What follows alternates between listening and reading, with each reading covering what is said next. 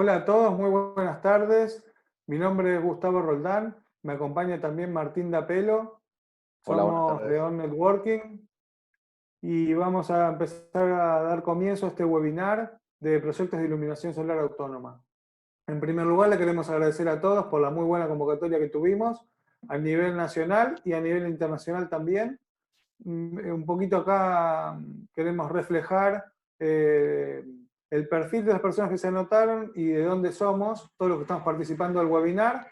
Hay gente de Buenos Aires, Cava, Mendoza, Chubut, Río Negro, Salta, Jujuy, Chaco, Corrientes, La Rioja, Entre Ríos, Tucumán. Muy buena presencia de personas de Santa Fe y de Córdoba también. Eh, También queremos agradecer a gente que se anotó de México, Perú, Colombia, Venezuela, y un poco para comentarles el perfil de todos los que estamos acá participando del webinar.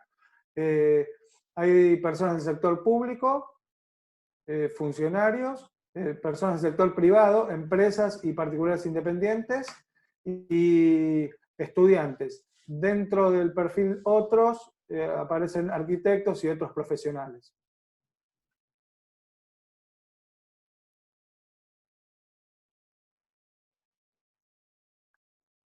On Networking es una empresa de energías renovables y eficiencia energética. Nosotros realizamos proyectos tanto para el sector público como para el sector privado, y lo que hacemos es generar valor a partir de la aplicación de nuevas tecnologías en energías renovables y con el objetivo de brindar soluciones a la vida cotidiana de las personas. Para nosotros, el éxito de la ya se han visto en otra parte del mundo, están ligadas a la proliferación a partir de brindar soluciones a la vida cotidiana y que tengan impacto a la gente en el día a día.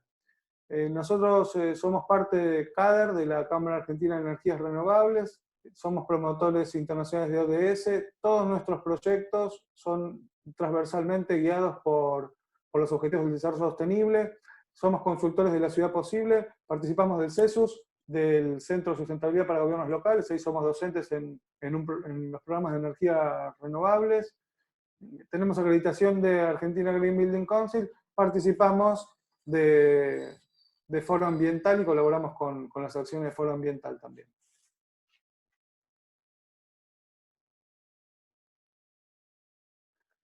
Bueno, un poco cita obligada, a hablar un poquito del cambio climático y de las acciones que se hicieron, que se hacen y todavía todas las que restan por hacer.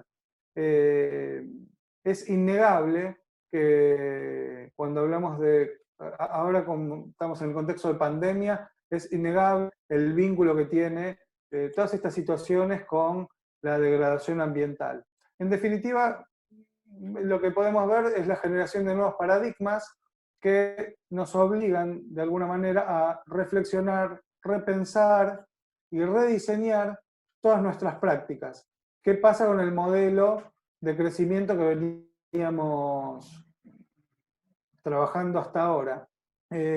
Y hay que pensar también un poco en el día a día y en el día después de lo que va a ser, digamos, la etapa post pandemia. Hay que atender los nuevos paradigmas que se van a gestar y a partir de un modelo económico que definitivamente tiene que ser social y ambientalmente sostenible, a la vez que viable económicamente. ¿Cuál es el desafío en definitiva? Volvernos mejores.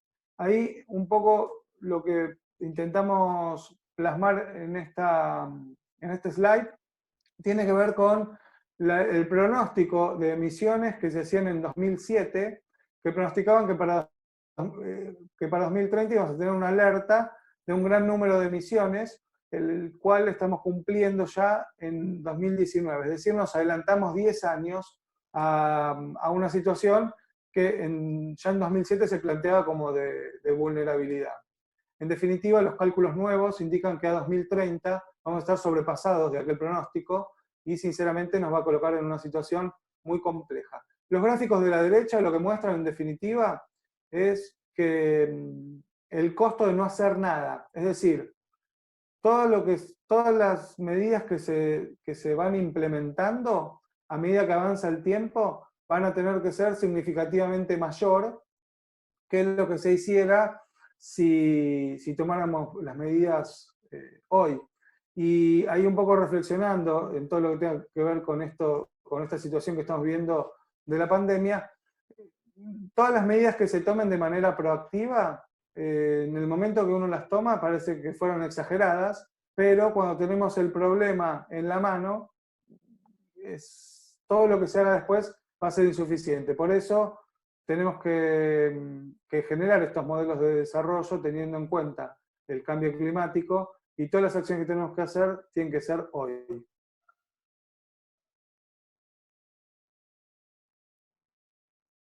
Según IRENA, que es la Agencia Internacional de Energías Renovables, el camino más corto para vencer, digamos, la tendencia del problema climático, en realidad son dos. Una tiene que ver con la forestación, otro tiene que ver con las energías renovables. Si se reemplazaran todas las fuentes de emisiones fósiles por energías renovables, estaría solucionado el tema del cambio climático. Los gráficos que vemos muestran la evolución de los últimos años y la tendencia de crecimiento sostenido que tienen las energías renovables en el mundo. Sobre todo, que es en la que nos vamos a focalizar nosotros, que es la solar. En los últimos 10 años la energía solar creció por 50, es decir, de una manera tremendamente exponencial, y esto queda evidenciado y es posible, digamos, porque la energía solar es la más versátil, es la de más fácil aplicación y es la que mejor se adapta a las ciudades.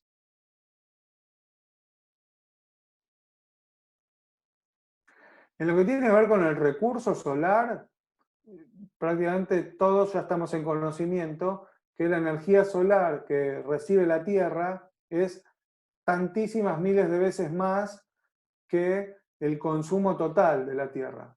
Por lo tanto, recurso sobra. Lo que tenemos que hacer es cambiar un poco el modelo mental y empezar a pensar las cosas de otra forma y no pedirle al paradigma de las energías renovables lo mismo que pensábamos en el paradigma de lo fósil.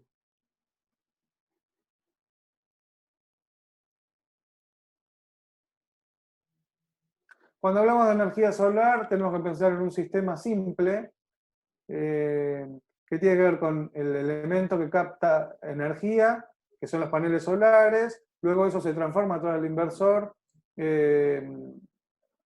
de corriente continua a corriente alterna, y en aquellos sistemas que necesitan o que están aislados de la red o necesitan por algún motivo acumulación, bueno, hay que pensar en un banco de baterías. Son sistemas simples de entender, complejos de aplicar, en el sentido que el proyecto inicial, digamos, el de prefactibilidad, es el que nos determina un montón de relaciones, inclusive la relación de costo-beneficio, que es una de las más importantes a la hora de pensar una inversión con energía solar.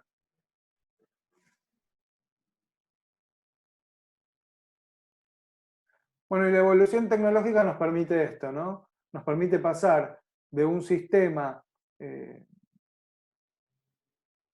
más amplio a un sistema más reducido y ya con incluido, incorporado en una solución fundamental y definitiva. Nosotros cuando hablamos de LED solar, hablamos de una luminaria que se alimenta del recurso solar y que es absolutamente autónoma, es decir, que es aislada de la red. Cuando uno piensa en un proyecto de energía solar, tiene que pensarlo primero en dos universos. Si estoy conectado a la red eléctrica o si no estoy conectado a la red eléctrica. Y ahí entonces hablamos de un excelente complemento para cuando tengo red y la alternativa más eficiente y más económica cuando no tengo red, es decir, para pueblos o usuarios que están aislados totalmente de la red eléctrica.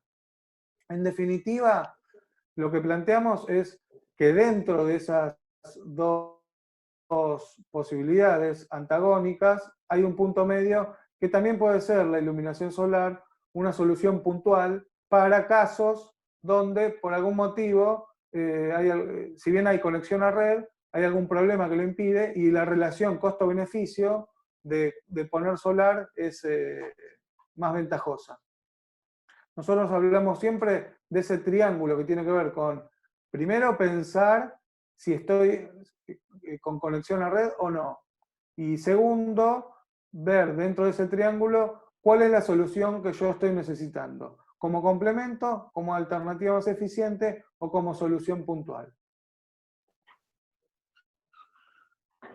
Un proyecto de iluminación solar autónoma tiene que cumplir, hoy yo hablaba, digamos, de un modelo económico que sea económico, social y ambientalmente sostenible, ¿no? En lo que tiene que ver con económico, ya hay estos productos y estos proyectos ya son viables a pequeña escala. En cuanto a lo social, es mejorar la vida de las personas, utilizando energías renovables, y en definitiva termina siendo una solución inmediata para un servicio básico, como es la iluminación pública.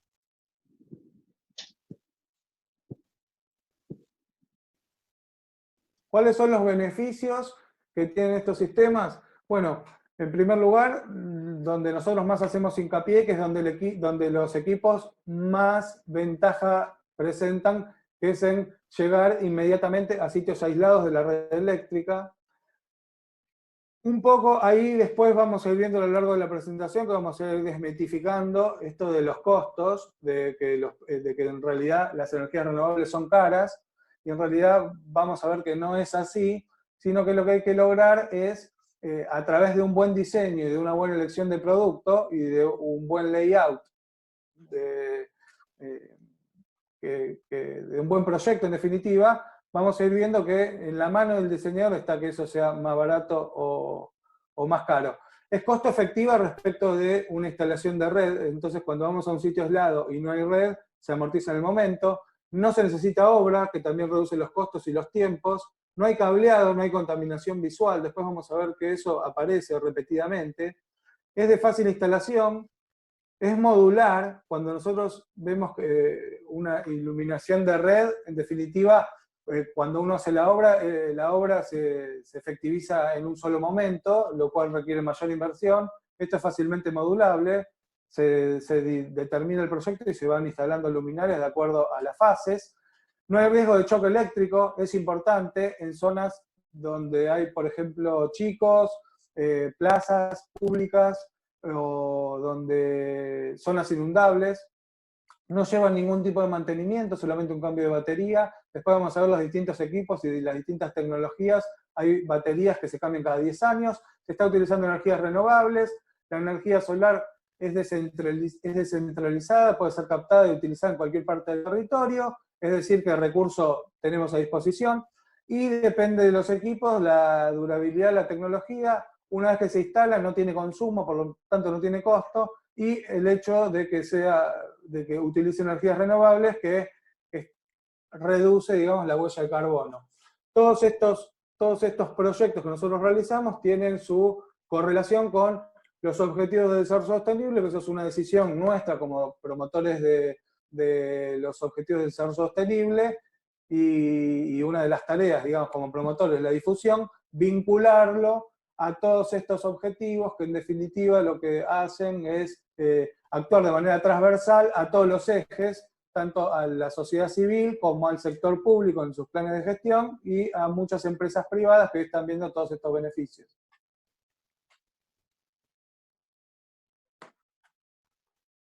Bueno, acá empezando a hablar de lo que es la parte de instalación propiamente dicha, ¿no?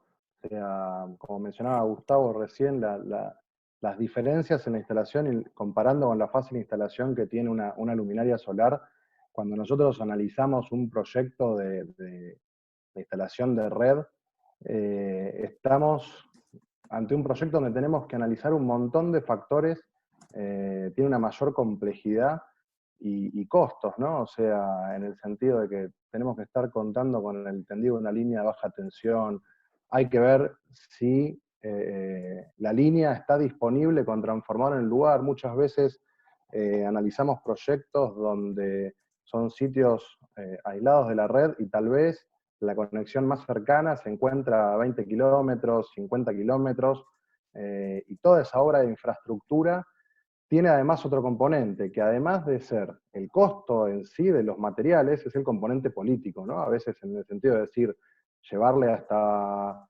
una pequeña población un tendido de 50 kilómetros para iluminar algo puntual, no es redituable, y eso hace, digamos, de que esa población no cuente con ese servicio básico. Entonces, cuando analizamos toda la complejidad que tiene una obra de red, eh, y todo el análisis técnico, comparamos con una obra de instalación solar, que vamos a ir viendo ahora próximamente en cada punto por detalle, pero bueno, principalmente en la velocidad de obra. La velocidad de obra y la simpleza de una obra de luminarias solares, eh, comparado a un proyecto de red, podemos llegar a tardar un mes contra una semana que podemos tardar en una obra solar.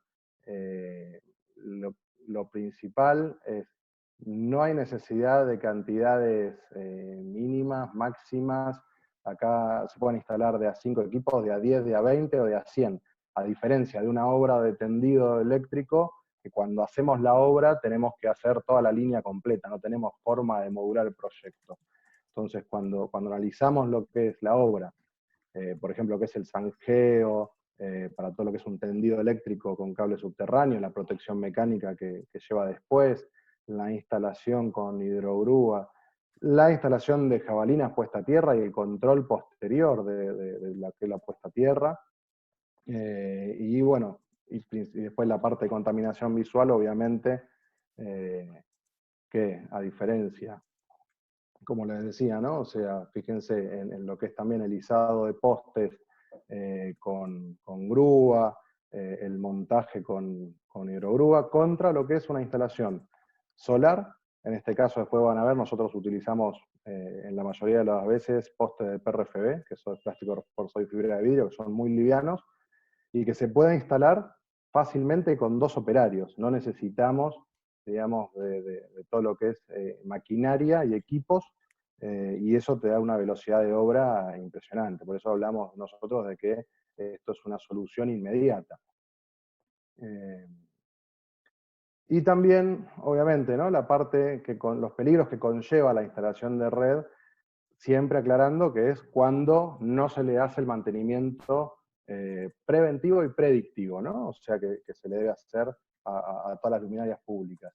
Hay una fundación en la ciudad de Córdoba que se llama Fundación Relevando Peligros, que ha hecho un trabajo muy bueno, donde ellos registran todos los incidentes que están en la vía pública, y del 71% de los peligros son eléctricos, los otros son de infraestructura, otro tipo de problemas en la vía pública, y de ese 75, de ese 71, el 75 son problemas de alumbrado público, a donde, por ejemplo, tenemos, estos son ejemplos de lugares donde hemos ido a relevar nosotros para hacer los proyectos. Tenemos plazas públicas donde están los cables a la vista, con chicos jugando, chicos saliendo de las escuelas. Eso es un riesgo terrible para todas las personas. Robo de cables, muchísimas veces, digamos, los incidentes se dan por vandalismo, el robo de cables es muy frecuente, y a veces hay accidentes con animales que dejan atados perros o caballos a poste de luz y que sufren la descarga eléctrica, ¿no? provocando la muerte. Y entonces, digamos, analizando lo que es la instalación de luminarias de red, vamos a hablar ahora de los costos, ¿no? O sea, entonces, porque decimos, bueno, ¿qué tan viable es instalar? Y como mencionaba Gustavo en la introducción, en muchas de las consultas que nos hicieron cuando se inscribieron, nos preguntaban acerca de los costos, la amortización, si conviene la luminaria solar, la vida útil. Entonces acá nosotros les vamos a mostrar este análisis que, si nosotros comparamos, este gráfico está hecho en base a instalar 1 kilómetro, que son 1000 metros, de luminarias en una ruta, un camino rural, lo que sea, son 1000 metros con 40 equipos cada 25 metros, ¿no? Entonces, nosotros con la instalación de 40 equipos, estamos hablando de que en solar, con poste, mano de obra, todo es una obra que puede salir un poco más de 5 millones de pesos, contra 4.200.000 que nos sale la misma obra con equipos de red, que hay que hacer el tendido eléctrico, todo, la instalación de los postes, la mano de obra, sin contar, no estamos contando ahí ningún componente ajeno a la línea, como si fuera un transformador. O sea, en este caso suponemos que desde la primera columna tenemos una toma disponible, si no, bueno, la obra de instalación del transformador y el costo del transformador mismo supera el costo de instalación de los solar. Entonces, en ese primer punto, el costo es el mismo. Entonces, cuando nosotros comparamos lo que es la obra solar con la obra de red y hablamos de la amortización, hoy en día la tecnología avanzó de tal forma y bajó los costos que el costo es el mismo y la amortización es el momento. Y después tenemos los 15 años de vida útil del equipo, donde tenemos algún mantenimiento eventual que, digamos, prácticamente no lleva mantenimiento, salvo alguna revisión puntual. A los 10 años, en la línea amarilla, ese salto que ven, ese incremento que ven, son los recambios de baterías. Las baterías duran 10 años y tienen un costo estimado de entre un 12-15% del equipo. Y después lo que nos da es la previsibilidad de que una vez instalado no tiene ningún tipo de gasto asociado. Y la línea azul, ustedes ven ahí la instalación de LED de red, a donde la instalación es prácticamente el mismo valor en el inicio, pero después que tenemos que estar sumando todos los años a la luminaria pública, se le tiene que hacer el mantenimiento preventivo y predictivo, y tenemos además el consumo eléctrico. O sea, entonces, de algo que nosotros dejamos instalado y que prácticamente ya no tenemos más gastos en el futuro, con una instalación de red nos cuesta lo mismo y vamos a ir acumulando gasto de mantenimiento y de consumo eléctrico durante muchos años, durante los 15 años. Ahora, ¿qué pasa con esta curva? Esta curva está hecha con valores fijos, con valores planos. No consideramos para nada la inflación. Pero si consideramos la inflación, la mano de obra que va a hacer el mantenimiento preventivo de las luminarias tiene ajustes, tiene paritarias, tiene aumento de sueldo que están relacionados con la inflación. Los costos de la energía van a ir aumentando año tras año. Ese punto a veces es el más difícil de estimar, ¿no? Es decir, bueno, cuánto va a ir, si el costo de la energía va a subir al mismo ritmo que la inflación, pero así todo, calculando costos de aumento de energía muchísimo más bajos que la inflación, fíjense la diferencia que se da, y esa brecha que se nos da al final es el ahorro.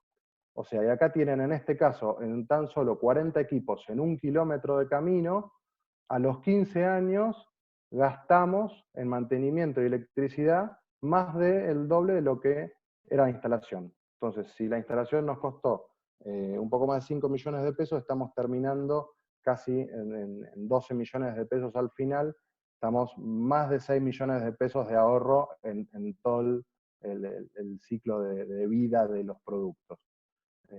Así que, digamos, bueno, cuando hablamos si conviene, si no conviene, claramente hoy a nivel económico rinde muchísimo más la instalación de equipos solares.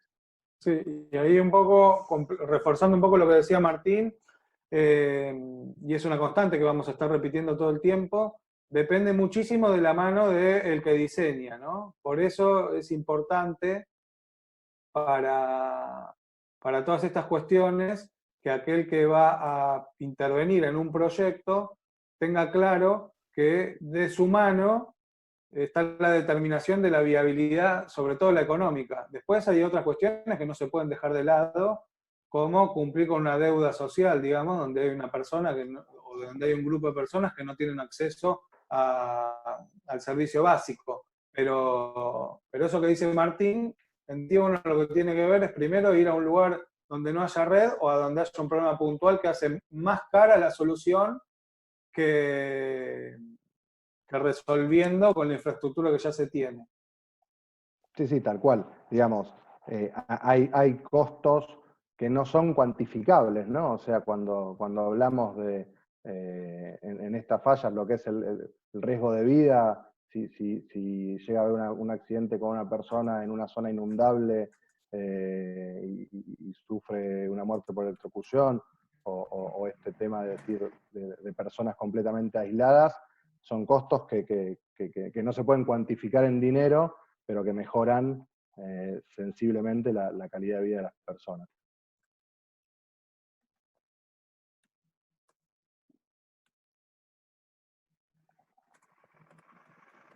Respecto a la normativa, ¿no? Entonces, cuando empezamos a analizar un proyecto de energías renovables en nuestro camino, con municipios, con distintas entidades, siempre salía el tema de la normativa, ¿no? ¿Qué dice la normativa y qué nos exige la normativa para los caminos? Y la verdad que acá hay un desafío muy grande a nivel político, hoy el avance de la tecnología en la era que nos encontramos de Industria 4.0, el avance de la tecnología tiene que ser, es cada vez más rápido y las leyes tienen que acompañar, ¿no? Porque si no nos pasa, siempre decimos lo mismo, nosotros el ejemplo de Uber, ¿no? Que sale Uber, pero la legislación no nos dice si se puede, si no se puede, y bueno, con la luminaria solar pasaba un poco ese tema, es decir, tenemos la tecnología, pero la normativa no la contemplaba, o no la contempla, digamos, del todo, solo la menciona como, pensemos que la normativa con la que analizamos lo que son las instalaciones de iluminación pública, es la IRAM 2022, y menciona como incipiente el LED, ¿no?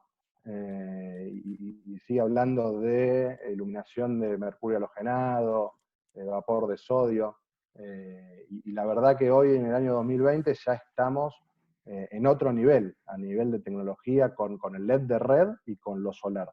Entonces, lo importante que tenemos que tomar es que la misma normativa toma un análisis cualitativo de una instalación de iluminación y un análisis cuantitativo.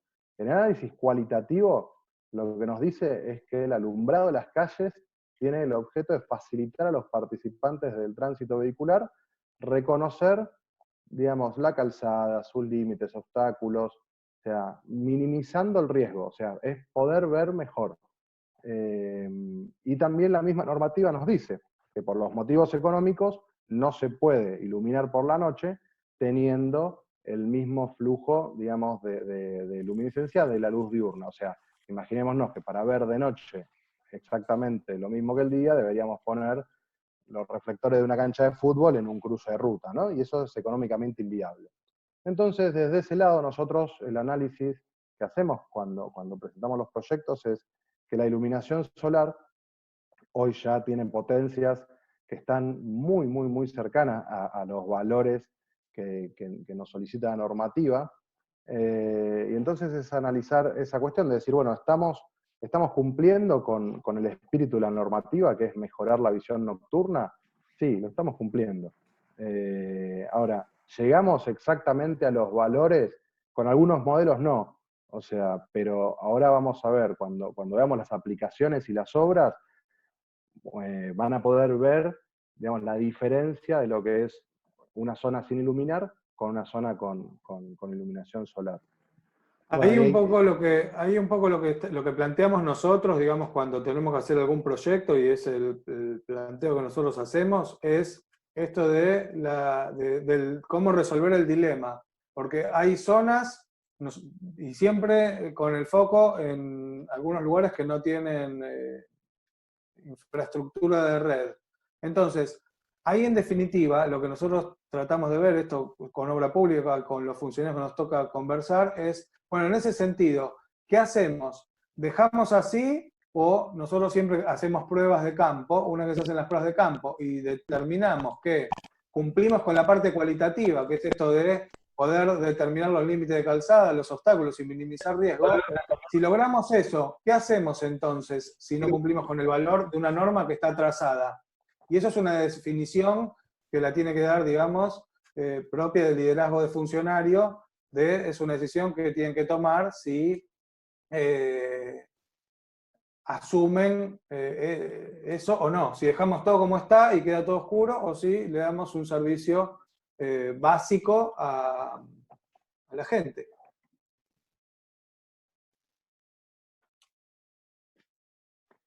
Bueno, después también es importante los antecedentes, ¿no? A nivel legal y de proyecto de ley que hay. El más importante, más allá de después de algunas aplicaciones y ordenanzas municipales, el más importante a nivel nacional es un proyecto del Congreso que se presentó en 2016, que lo presentó Julio Cobos, que es un proyecto para que toda la luminaria pública de Argentina tenga energía solar, ¿no? Y da un plazo de 10 años para ir haciendo el recambio a esta tecnología.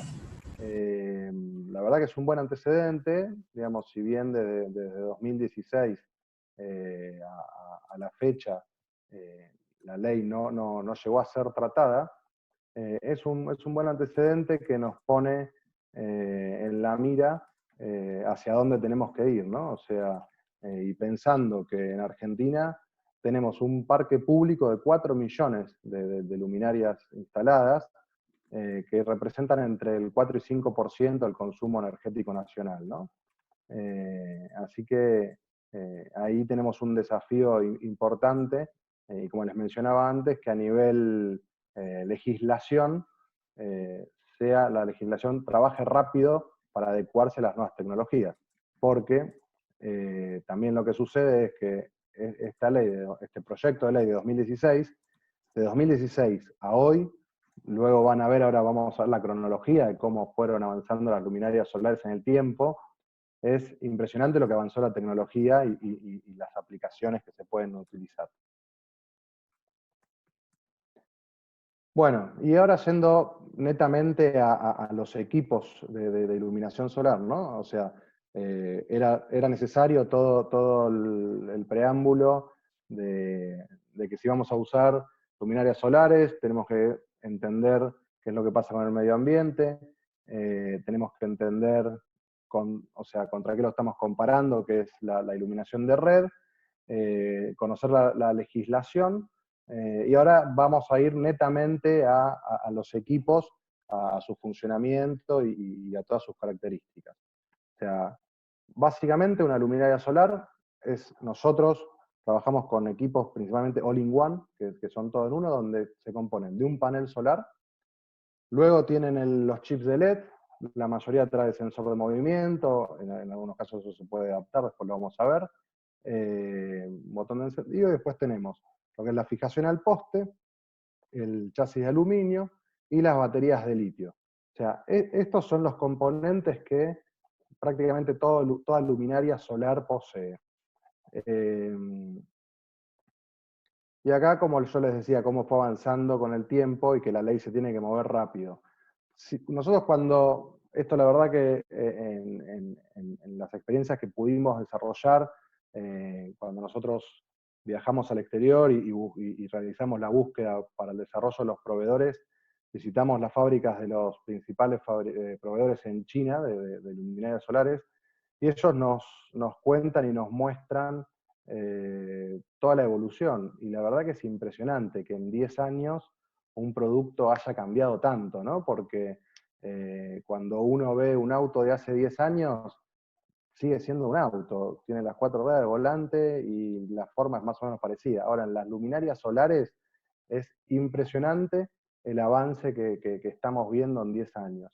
Los primeros equipos de iluminación solar, como pueden ver ahí en la imagen, eran equipos que era una luminaria, un foco de halógeno, que era una instalación en sí. Cuando Gustavo les mostraba lo que es una instalación solar, que es con un panel, un inversor y baterías, esto es una instalación en sí. Cada luminaria era una mini instalación, con un panel que tenía que ser sobredimensionado porque ese foco la bombilla consumía muchísimo más, entonces el panel tenía que estar sobredimensionado, las baterías eran baterías de ácido ciclo profundo, y no podemos, digamos, en este análisis, dejar de hablar del LED, ¿no? Porque a partir de la aparición del LED, en el año 2005, donde alcanza la eficiencia del tubo fluorescente, el LED empezó a crecer y avanzar cada vez más,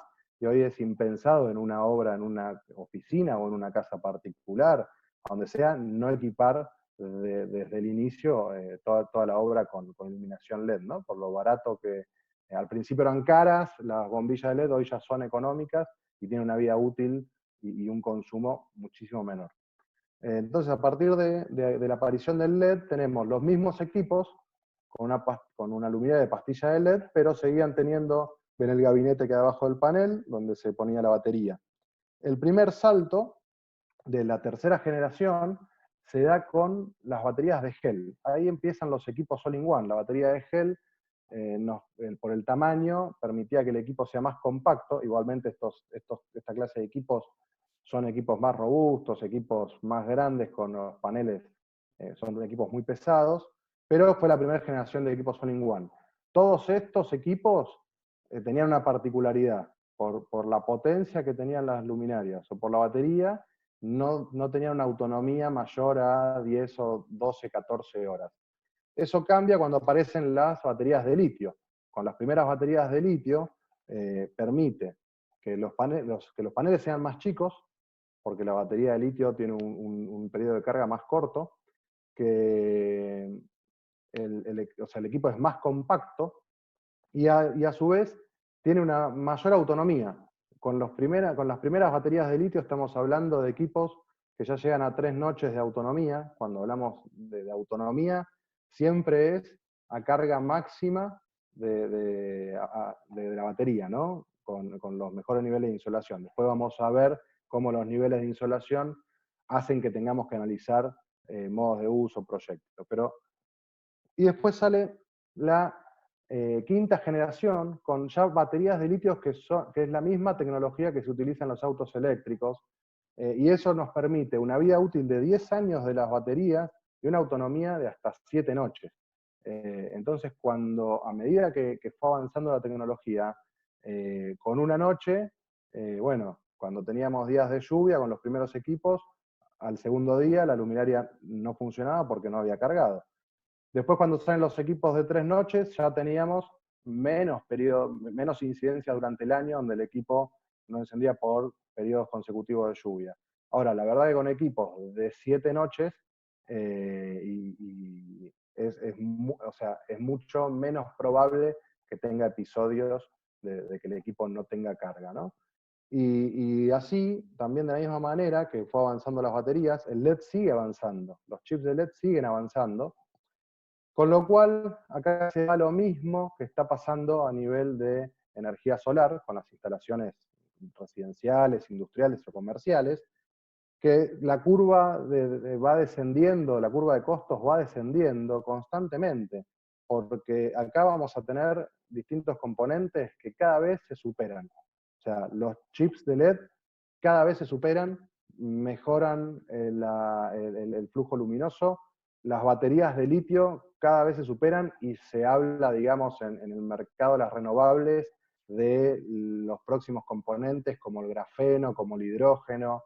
Entonces, todos los componentes que hacen que los equipos sean cada vez más eficientes y nos permita llegar a todos los tipos de uso, cada vez avanzan.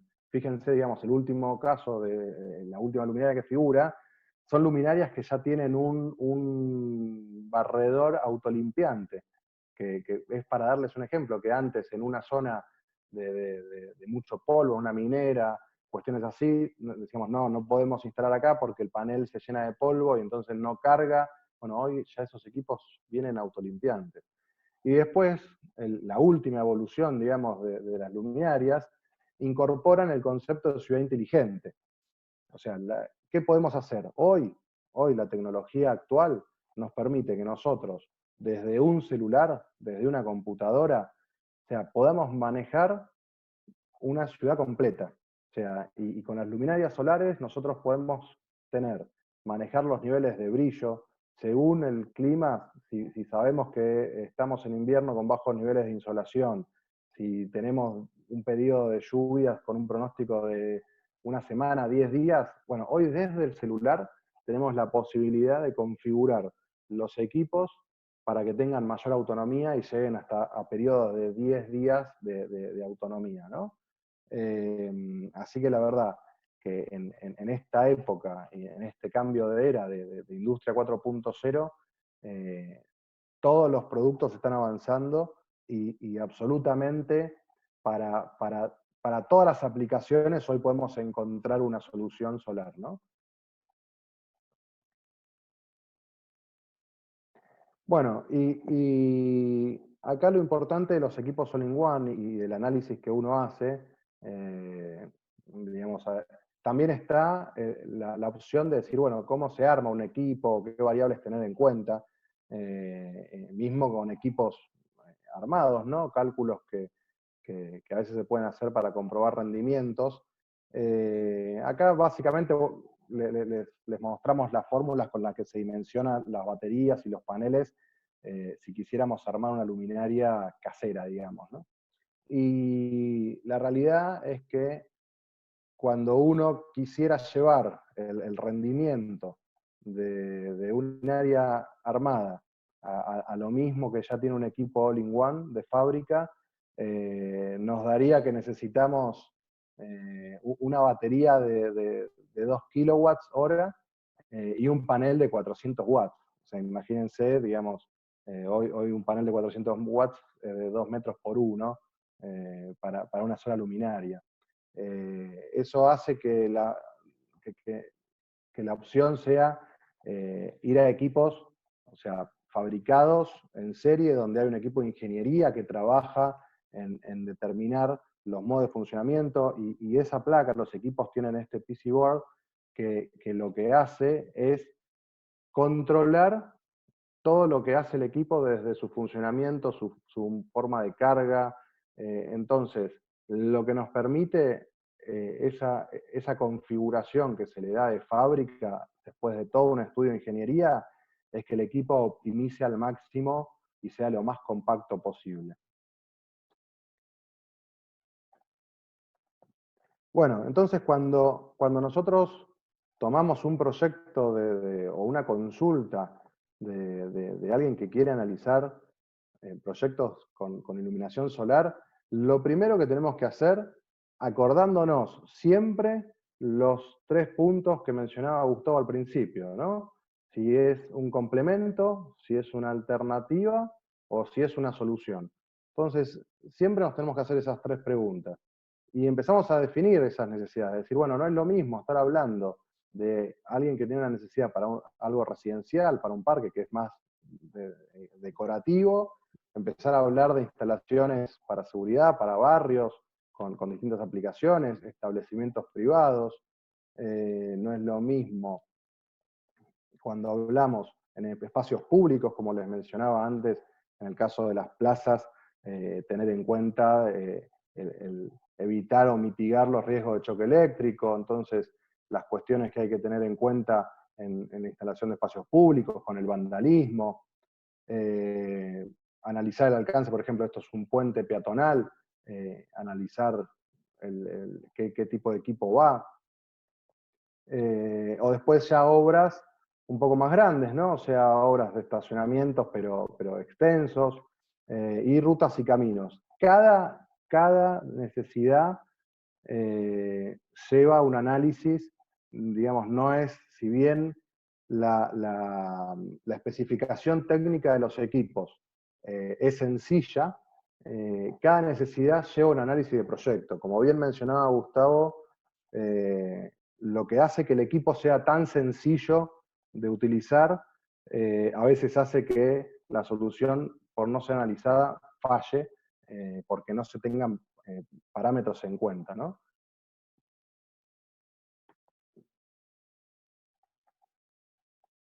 Bueno, y acá pasamos a, una vez que sabemos qué tipo de proyecto tenemos, una vez que analizamos las necesidades del usuario, empezamos a ver la especificación técnica que tiene que cumplir el equipo. En el mercado se van a encontrar de todo. Hay digamos, muchas variedades, distintos y muy amplios niveles de precios. Entonces, lo que tenemos que empezar a ver es decir, bueno, primero la luminosidad y potencia, ver el tipo de chip que trae, qué forma de iluminación tiene, si es cónico, si es aumentado. Y después lo importante, lo más importante en la iluminación solar, es el tema de que la potencia no la tenemos que medir en watts, la potencia la tenemos que medir en lúmenes. ¿Por qué? Porque los watts nosotros estamos acostumbrados a medir, digamos, nuestro modelo mental está acostumbrado a relacionar watts con el nivel de brillo, porque las bombillas, las bombillas antiguas, a mayor cantidad de watts, era más lo que iluminaban, ¿no? Hoy no es así, por lo tanto tenemos que analizar los lúmenes.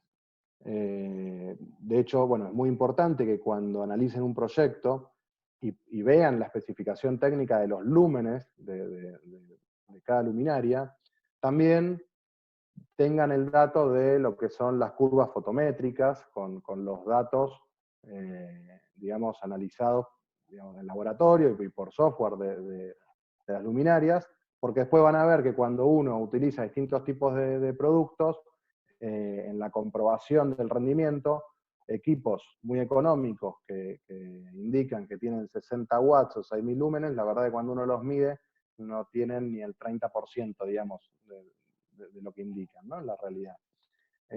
Después también el otro factor importante es la batería, que es uno de los principales disparadores de la diferencia de precio, ¿no? Digámoslo así. Cuando uno analiza distintos equipos, va a ver que las baterías les da un rendimiento de 10 o 12 horas con carga completa. Siempre cuando hablamos de autonomía es con carga completa. Entonces, esas 10 o 12 horas, en los meses de invierno o periodos de lluvia, la batería no va a llegar a cargar completa, con lo cual va a hacer que a la noche siguiente el equipo, esa clase de equipos pueda tener 3 o 4 horas de rendimiento nada más, ¿no? Y digan, uy, se apagó a las 12 de la noche o a la 1 de la mañana. Entonces, ahí lo que hay que buscar son baterías de litio que tengan por lo menos de 3 a 5 noches de autonomía, ¿no? Y también, bueno, ya hay de 7, pero digamos, como mínimo buscar equipos que tengan 3 noches de autonomía. Después el material constitutivo, como el chasis, también es muy importante. Por ejemplo, no es lo mismo hacer una instalación en una zona costera que tenemos niebla salina, que hacer una instalación en el medio de la pampa, donde no va a estar afectado ese equipo. O sea, si vamos a estar afectados por niebla salina, vamos a tener que optar por equipos de ABS con recubrimiento de alto impacto, que digamos, no son dañados por la salitre, que prácticamente cualquier equipo de metal lo destruye. Después el factor del panel fotovoltaico, digamos, ahí no hay mucha diferencia, están paneles monocristalinos y policristalinos. Y después sí también es muy importante el modo de uso de la luminaria.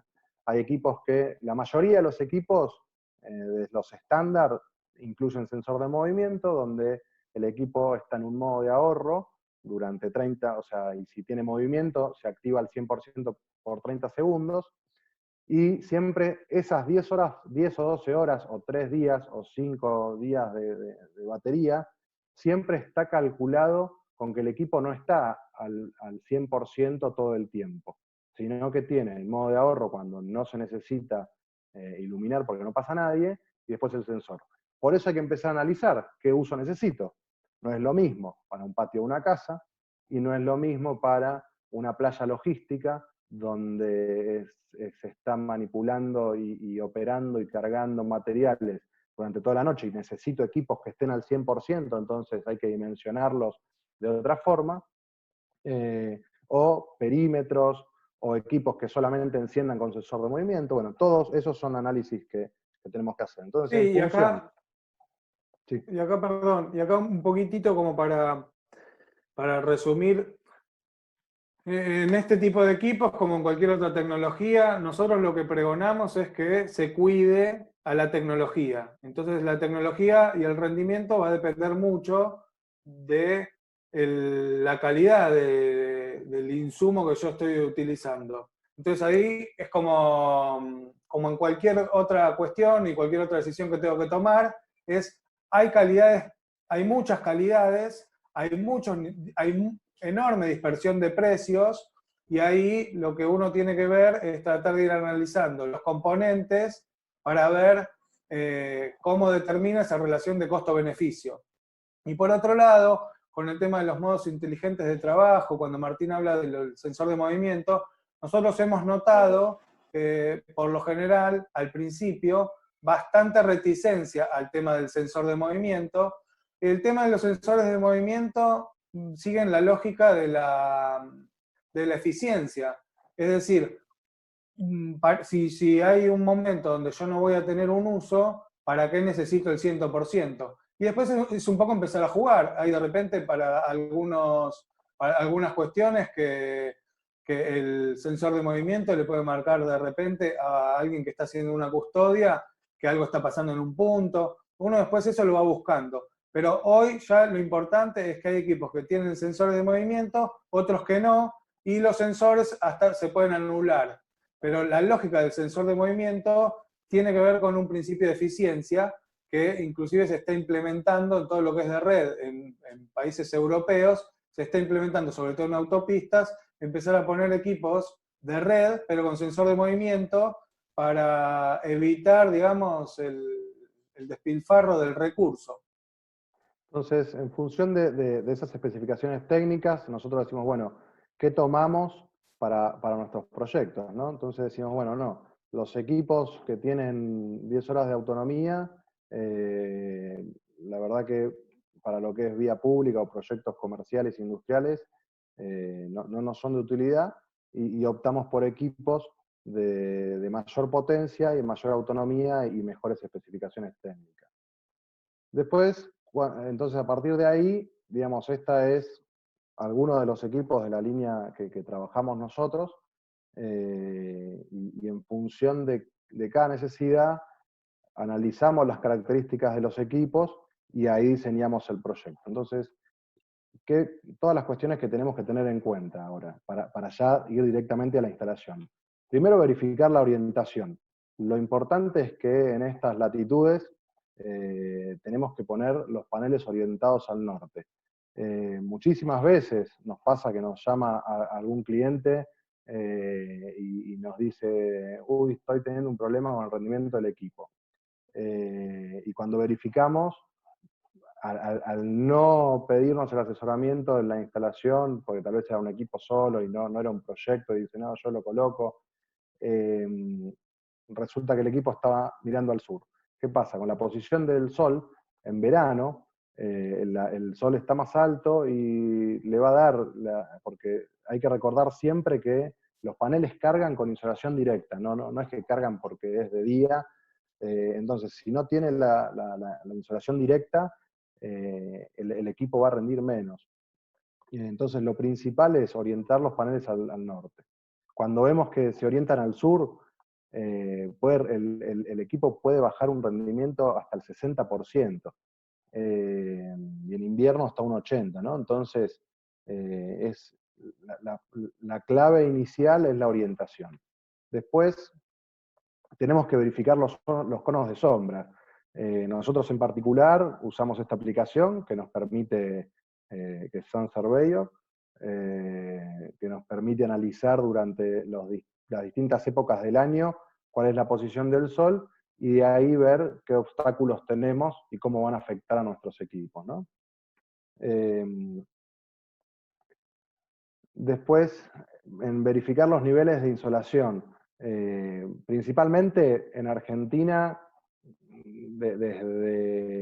salvo que estemos muy al sur, en el resto del país tenemos buenos niveles de insolación, pero digamos, cada lugar tiene sus particularidades, y bueno, para aquellos que nos están mirando de otros países, hay distintos sitios de internet, de la NASA, digamos, o distintos software que te dan de cada punto geográfico los niveles de insolación para hacer los cálculos y estimar el rendimiento de los equipos. Y ahí básicamente, como hablábamos antes, es donde si tenemos red y en invierno tenemos una caída muy grande, digamos, de niveles de insolación, podemos planificar algún backup de red si está al acceso. Si no está al acceso, se puede planificar también un backup de solar. Entonces tenemos otro equipo que está prácticamente durante muchos días apagado y con control remoto o con Bluetooth, con el sistema de gestión. Lo tenemos apagado y cuando necesitamos en invierno reforzarlo, prendemos, todo eso lo analizamos con los niveles de insolación. Sí, igualmente, Martín, ahí aprovecho porque había una consulta de un usuario que si los equipos eran viables en el sur y, y ahí, digamos, para cualquier proyecto hay que verificar cuál es la necesidad y cuál es la necesidad, en definitiva, para determinar qué equipos colocar. Pero a lo que voy es que a nivel general, con los equipos de 7 noches de autonomía, hay el tema de después no quedar sobredimensionado, porque ya son los equipos de mayor porte. Y no sé cómo dará el tema del costo-beneficio económico. Pero desde el punto de vista técnico, con los equipos de mayor autonomía, sí se puede es viable, digamos, en cualquier lugar, con la insolación que tengamos, inclusive en el sur. Perfecto. Bueno, después el otro punto es empezar a analizar las distancias, ¿no? Nosotros utilizamos AutoCAD, Dialux, para empezar a ver y posicionar en el plano los equipos. Una vez que ya seleccionamos qué modelos vamos a utilizar, empezamos a poner en un plano de planta los equipos para cuantificarlos y ver qué zona van a cubrir. Como pueden ver acá, usamos la simulación del Dialux con las curvas fotométricas y realizamos el render de lo que es el proyecto, analizamos el flujo lumínico y esta es la obra finalizada, ¿no? Para que vean cómo el Dialux refleja y entonces nos permite hacer ese pronóstico de qué resultado vamos a tener con la obra. Acá pueden ver otros proyectos, ¿no? O sea, que no, cómo la tecnología nos permite anticipar y saber cuáles van a ser las zonas de cobertura. Y una vez que vamos a encender, esto ya es, digamos, práctico para el momento de la instalación, asegurarse de cargar los equipos y encenderlos. No va a ser la primera ni la última vez que se coloca un equipo y ya estando en la altura olvidaron encenderlo por primera vez, se encienden una única vez y después hay que subir con hidrogrúa. Pero una vez que están los equipos encendidos, la forma de instalación puede ser sobre poste, y ahora les vamos a mostrar otras también, sobre poste de 2,5 pulgadas, que quede bien al filo del poste, porque si dejamos el poste sobresaliendo, el mismo poste, como tenemos el sol atrás, nos va a dar sombra. Como les mencionábamos, nosotros trabajamos en muchos casos con postes de PRFB, que es el plástico reforzado y fibra de vidrio. Las ventajas y que son un complemento a nuestra idea y a nuestro tipo de proyectos, que nos mejora el ritmo porque son mucho más livianos, tienen una vida útil muy extensa de 50 años, no se pudren, no se oxidan, no se rayan, se le puede dar el color en el pigmento, entonces si un municipio o una empresa lo quiere azul es azul, si lo quieren verde es verde, si es rojo es rojo, y lo que hablábamos antes de ese mantenimiento preventivo, de que al poste de hierro hay que pasar todos los años y pintarlo, bueno, con un poste PRFB eso no sucede y es un ahorro, ¿no? Entonces, el montaje con postes livianos es muy sencillo, se realiza con una holladora, un pozo de 1 metro, con una mecha de 30. Se monta el equipo a nivel de piso, como les montábamos al filo del poste. Con 2 operarios se levanta el equipo porque el poste es muy liviano, y en ese caso ese es un equipo de 2000 lúmenes que tiene un peso aproximado de 6 kilos, 6-7 kilos. Entonces es una obra muy sencilla, es muy liviano, y después lo único que queda es hormigonar y apuntalar y poner a nivel. Y ahí se terminó, cuando nosotros comparábamos al principio con lo que es la complejidad de una obra eléctrica. También se puede montar en postes de hierro, bueno, que ahí sí ya es la necesidad de utilizar la hidrogrúa. Lo importante siempre es tener en cuenta las alturas. Por lo general los postes de hierro están colocados a mayores alturas, a 9 metros, y la realidad es que cuando uno analiza el por qué la iluminación tiene esa altura, a veces no pasa por un tema técnico de la luminaria, sino que los Martín, postes tienen que tener el espacio para que pasen los cables de servicio, ¿no? Cables de videocable, teléfono. Martín, ahí detenete un minuto y explicarlo bien el tema ese, porque ahí habían hecho una consulta, así ya la explicás, de que en definitiva es más un tema de norma que, que la razón por la cual la norma obliga a eso, digamos, y porque está Sí, pensada sí, la norma para equipos de red. claro, cuando analizamos la altura, el cable de baja tensión tiene que ir a 9 metros porque sí o sí abajo tienen que ir los servicios, ¿no? Porque cuando el operario de videocable o de telefonía sube al poste a trabajar, no puede, o sea, tiene que evitar el contacto con una línea de baja tensión. Entonces, a los 9 metros tenemos la- la línea de electricidad y a los 7 metros tenemos las líneas de servicios. Entonces la realidad es que el motivo, digamos, el motivo de la altura no es por la iluminación, porque se puede afectar después la misma zona de cobertura ampliando el chip, el cono de la luminaria, sin necesitar la altura. Entonces, como necesitamos altura por la exigencia de los cables, ahí es donde se necesita más potencia. Si bajamos la altura, necesito menos potencia porque no tengo la exigencia de los cables. Otras formas de montaje, digamos, si usamos pescante para aprovechar justamente el cono de iluminación, si lo queremos centrar más al camino, se puede instalar con pescante.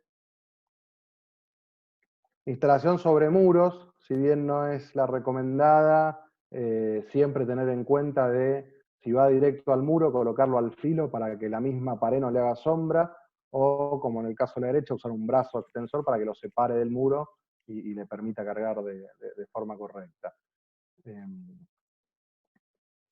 Bueno, y los modos no recomendados, como les decía recién, en la pared, que la misma pared le haga sombra, no se recomienda. Con el poste que le haga sombra, no se recomienda, y menos que menos se recomienda con un edificio completo atrás que le haga sombra, porque ese equipo va a tener muy poco tiempo de carga. Recordemos siempre que la carga es con la insolación directa.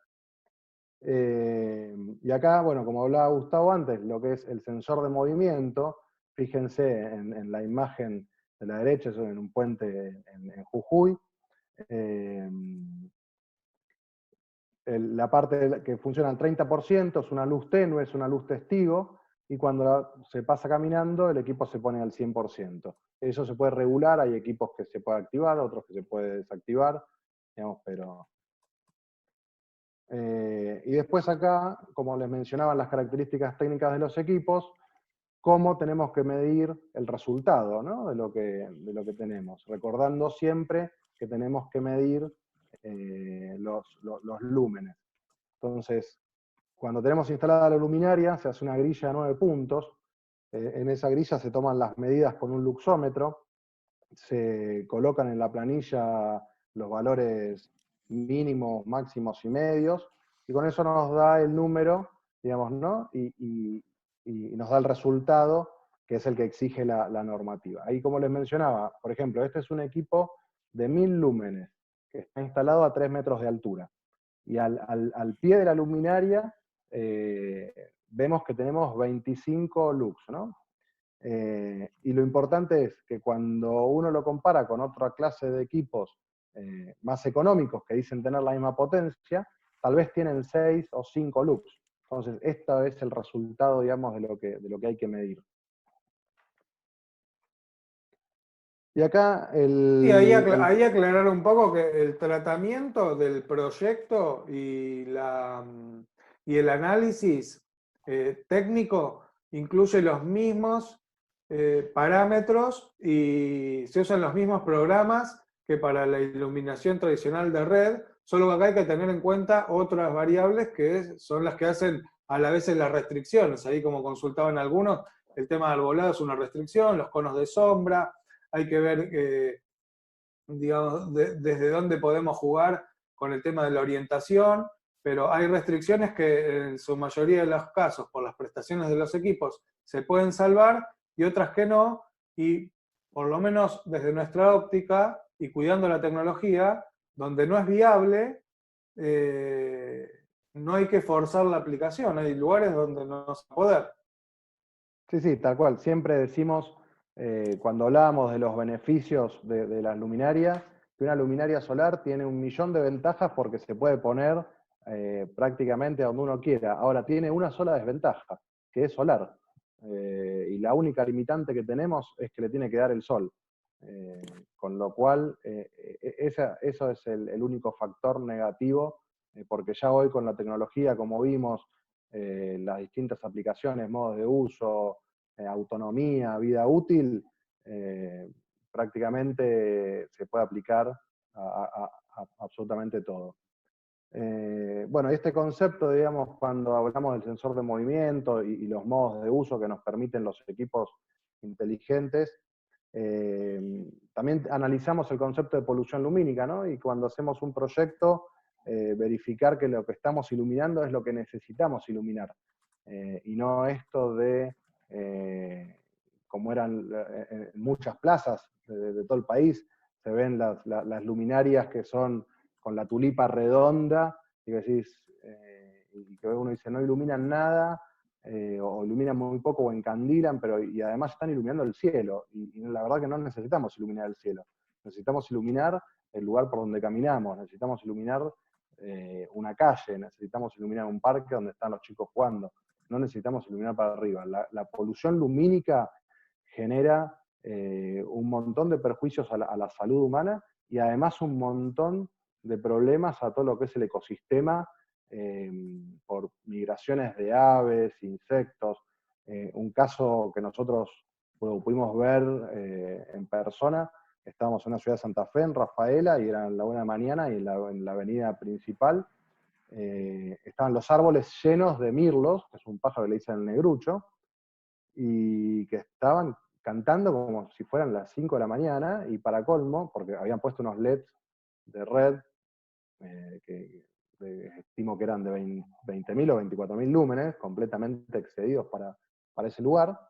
Y claro, la ruta migratoria de los pájaros es esa de hace cientos de años.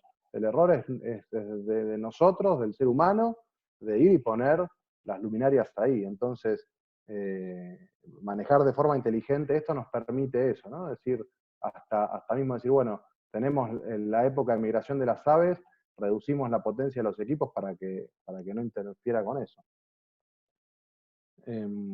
Y bueno, por último, lo que es la disposición final de los componentes, si bien las baterías se permite recuperar prácticamente, el litio tiene muchísimos usos posteriores a su uso, es reciclable y se llega a reciclar hasta un 70%.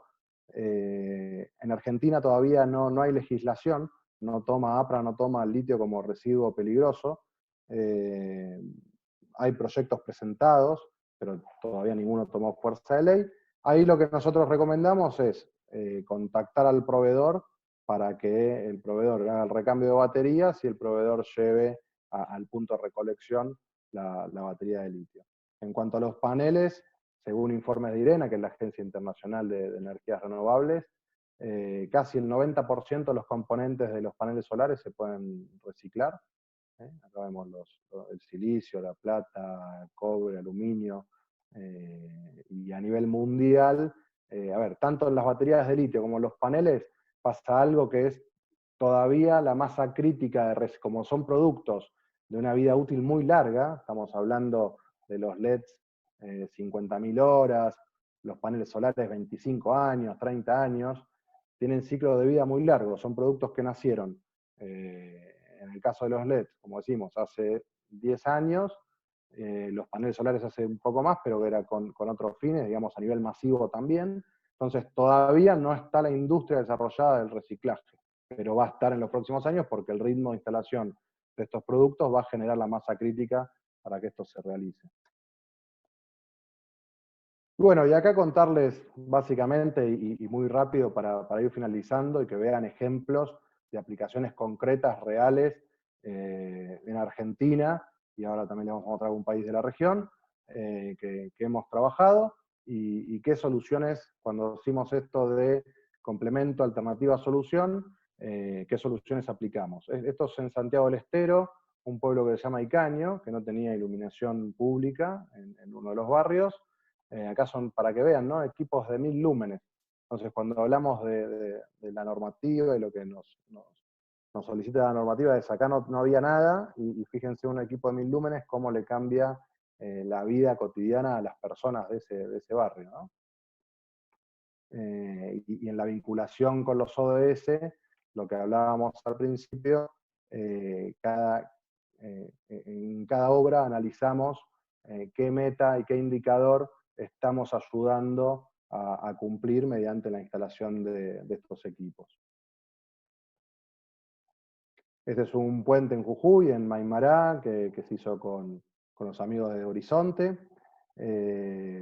y era un puente peatonal que une Maimará con Bellavista, que es una zona donde toda la gente de Maimará cruza todos los días para ir a trabajar. Y la verdad que también, ¿no? O sea, darle el acceso a las personas que vuelven tarde de trabajar, de tener un regreso seguro. También analizamos en cada caso el impacto. También hay fórmulas para calcular según la cantidad, según la potencia de los paneles solares que instalamos, calculamos el ahorro de huella de carbono, ¿no? O sea, que estamos reemplazando, básicamente estamos reemplazando energía convencional por energía solar, y ahí lo calculamos lo que es el impacto de huella de carbono.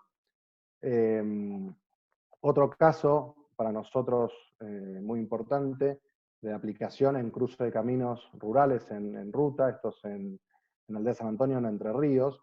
Fíjense este equipo que es de 6000 lúmenes, colocado a 9 metros de altura, en un camino, en una intersección, que había bastantes accidentes, cómo rinden los equipos, cómo iluminan. Y acá estábamos, creo que, si no me equivoco, a 16 kilómetros de lo que era la toma que se podía hacer de red, con lo cual el tendido que había que hacer para llegar hasta ahí, para poner luminaria pública, era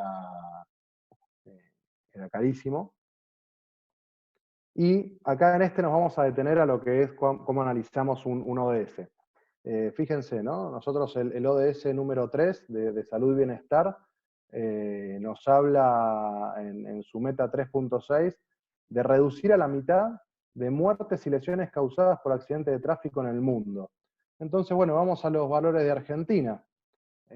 Fijémonos la cantidad de muertes, digamos, por accidentes de tránsito, y que según el Manual de Prácticas Inadecuadas de Seguridad Vial, de Vialidad Nacional, fíjense cómo cambian los accidentes de día y de noche con iluminación, 287 accidentes, y sin iluminación, 1187, ¿no?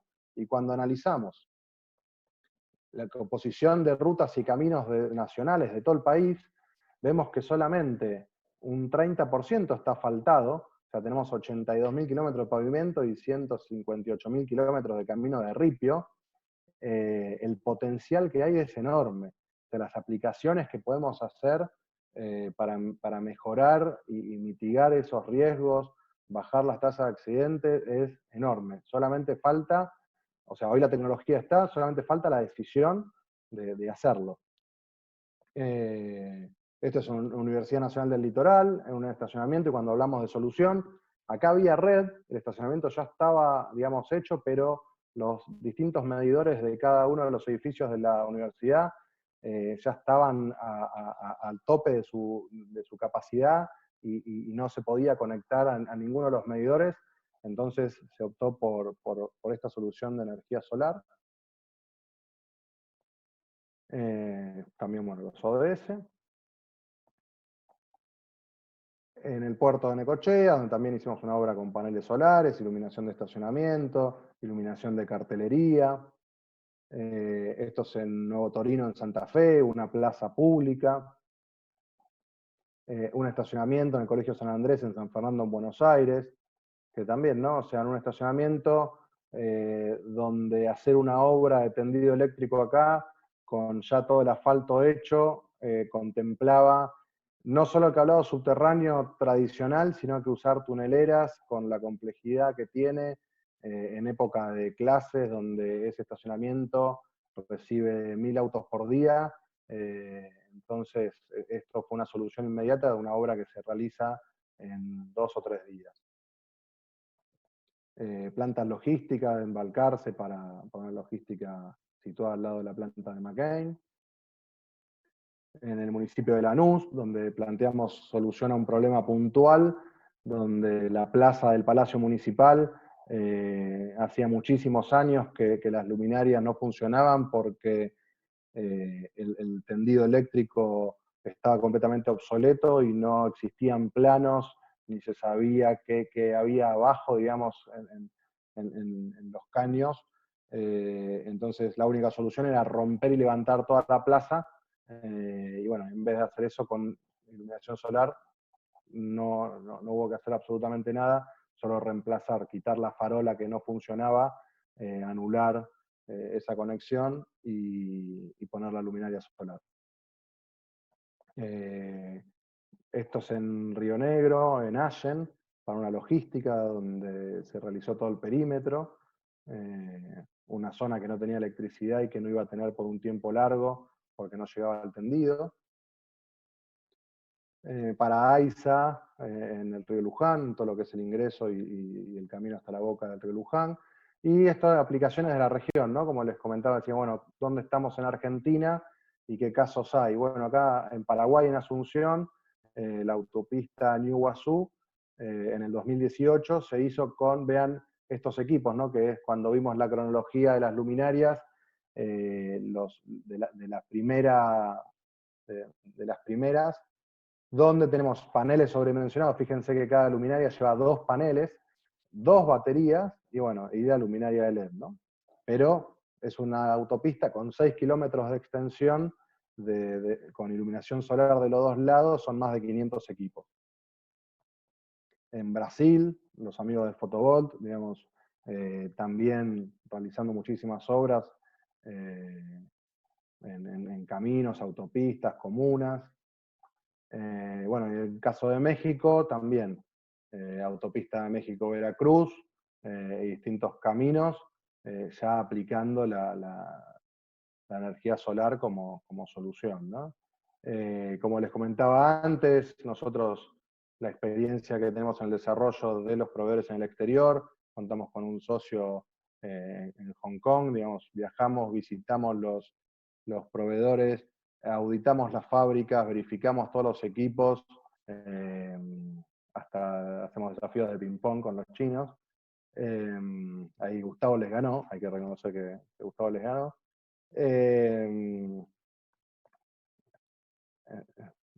Estás sin el mic, Gus.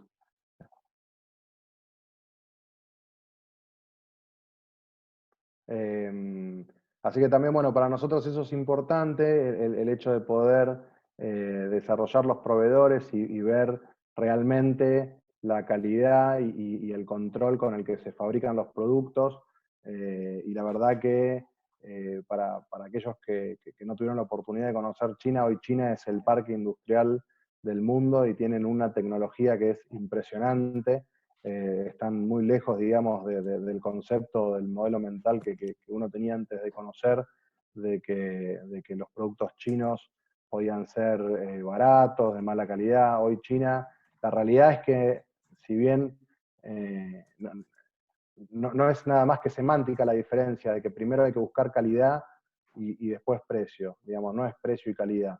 Hoy de China se hace en calidades, o sea, las principales marcas europeas, todo, fabrican en China, digamos, ¿no? Uno mira un teléfono, un iPhone, está fabricado en China. Con lo cual, bueno, nosotros también transmitirle a nuestros clientes toda esa experiencia y la tranquilidad, digamos, de que vamos personalmente a auditar las fábricas de nuestros proveedores. Bueno, para finalizar, ya estamos terminando. Los queremos invitar a todos los que quieran profundizar en conceptos de energía solar y proyectos sustentables.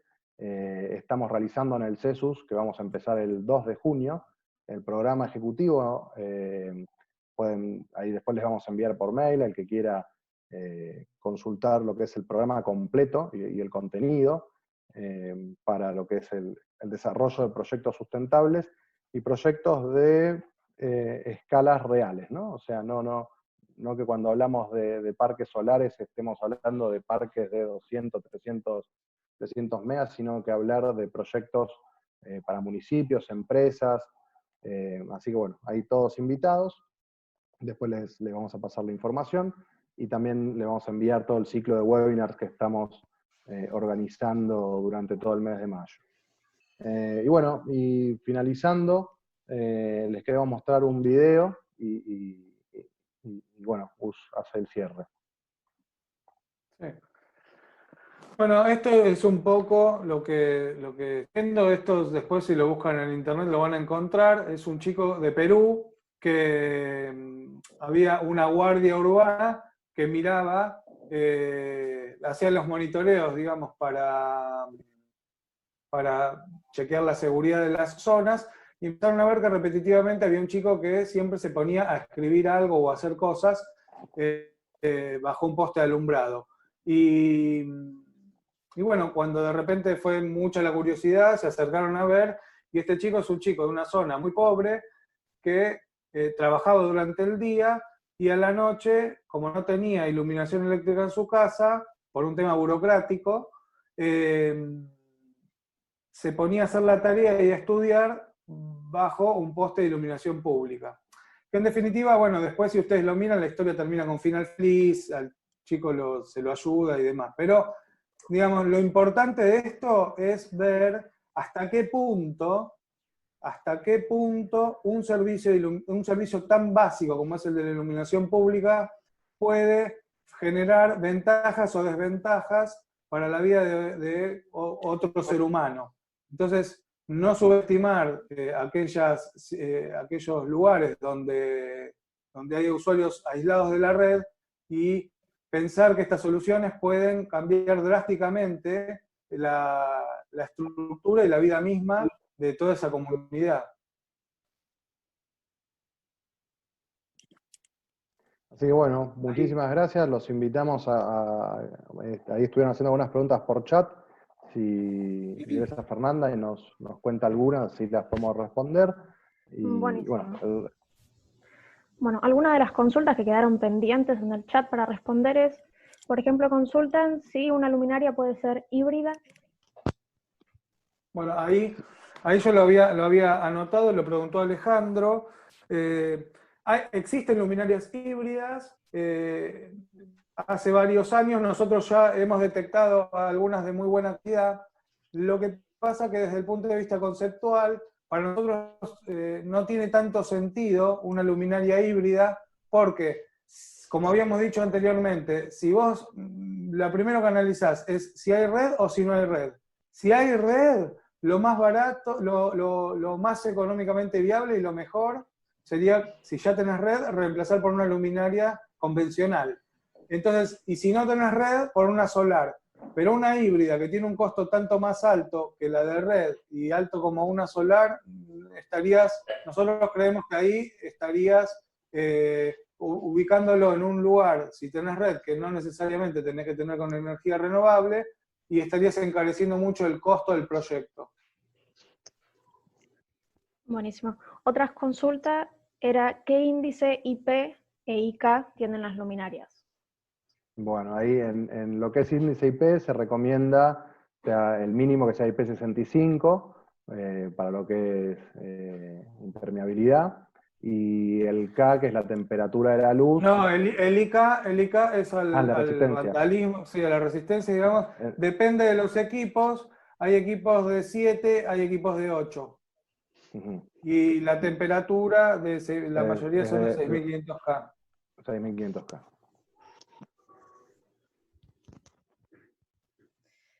Acá Santiago dice, conceptualmente, cuando hablan al principio de un sistema de iluminación como complemento a la red, ¿a qué se refieren?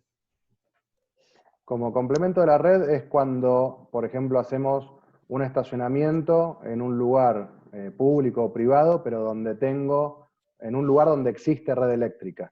O sea, una cosa es estar hablando de tener que hacer un proyecto en el medio de un campo, la montaña, donde no llega la red, donde no hay tendido eléctrico, y otro tema es donde decir, bueno, en una casa, ¿no? O sea, en una casa de campo, tengo red en la casa, en el casco, pero quiero poner una luminaria en la tranquera que está a 150 metros.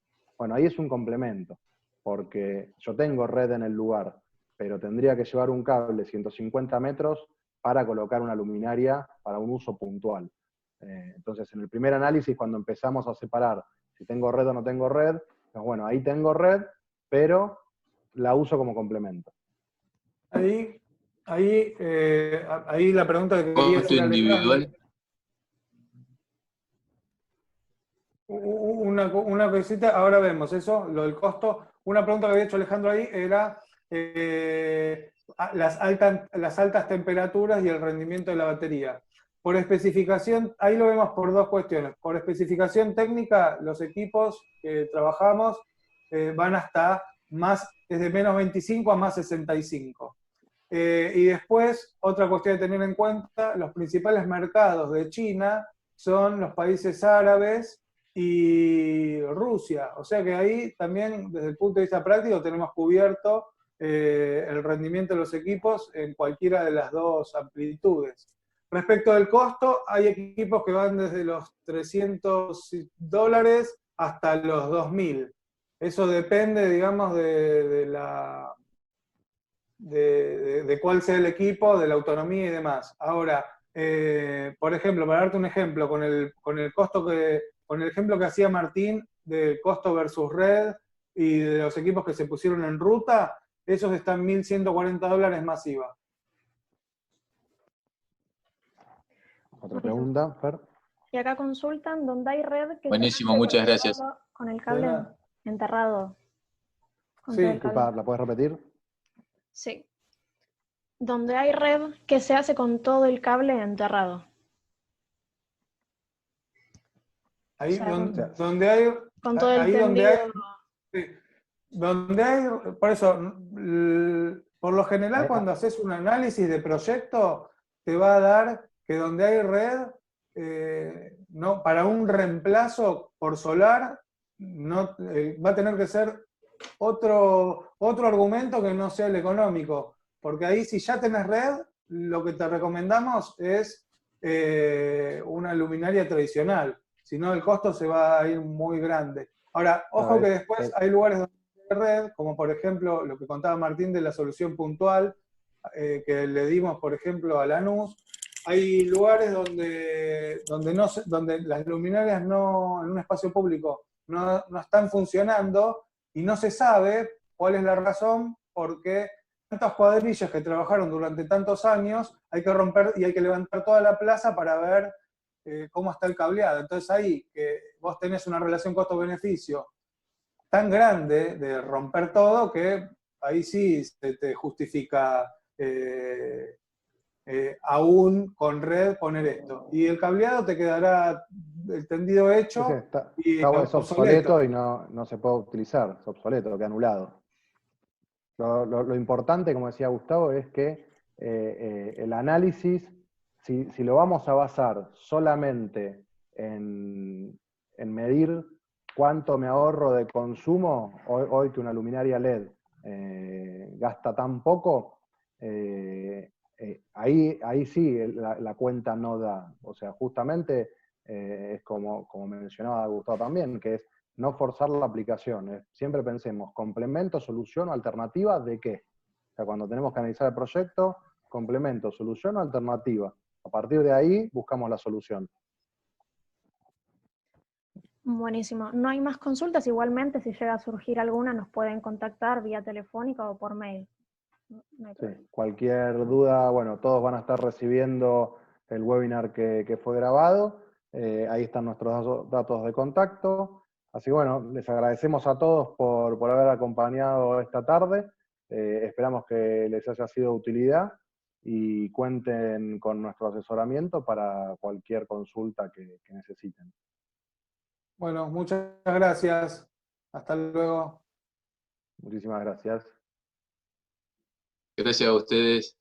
Buenísimo. Bueno, Gracias.